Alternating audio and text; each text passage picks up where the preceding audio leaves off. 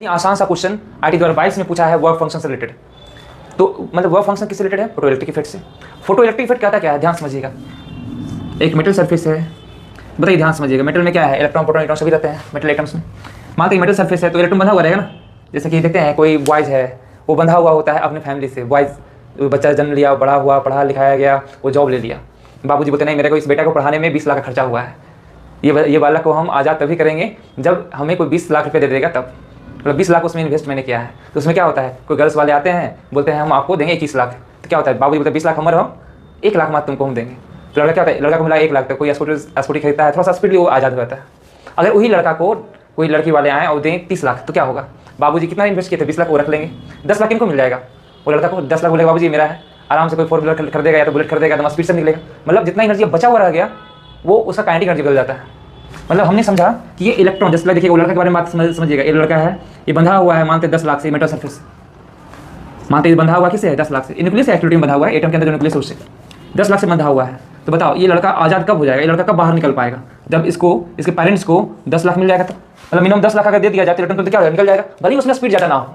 लेकिन अगर वही इस पेरेंट्स को 20 लाख ऑफर किया जाए तो क्या होगा? पेरेंट्स 10 लाख रखेंगे, 10 लाख लड़के को मिल जाएगा। ये लड़के का स्पीड क्या जाएगा? और ज़्यादा हो जाएगा, बहुत तेज निकलेगा।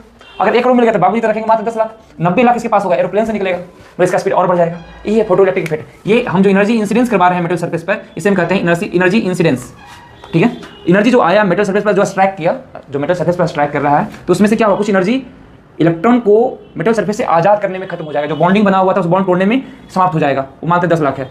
तो ये एनर्जी को हम लोग कहते हैं थ्रेशोल्ड एनर्जी कहते हैं। एक ऐसे बोलिए ना, वो एनर्जी इलेक्ट्रॉन को होल्ड किए हुए है कि बाबू तुमको जाना नहीं है, जब तक एनर्जी मिलेगा नहीं हम तुमको आज़ाद नहीं करेंगे।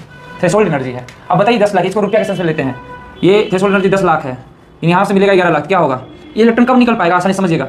10 लाख अगर दे दिया जाए तो ये बॉन्ड टूट जाएगा, इलेक्ट्रॉन आ जाएगा, बल्कि स्लोली निकले लेकिन निकल जाएगा। और 11 लाख दे दिया जाए तो 10 लाख तोड़ने में लगेगा ये बॉन्ड, और 1 लाख इसके पास बचेगा, ये थोड़ा सा फास्टली निकलेगा। अगर 15 लाख मिलेगा तो 10 लाख इस बॉन्ड तोड़ने में लगेगा, 5 लाख के साथ ये स्पीडली बाहर निकलेगा।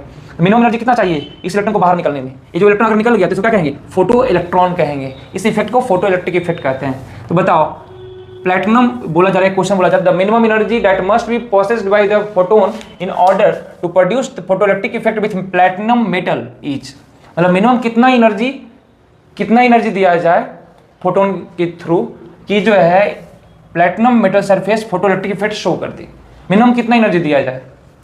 और दिया हुआ है threshold frequency of platinum is इतना। हमने समझ लिया था ना, थ्रेशोल्ड एनर्जी कितना था? 10 लाख था।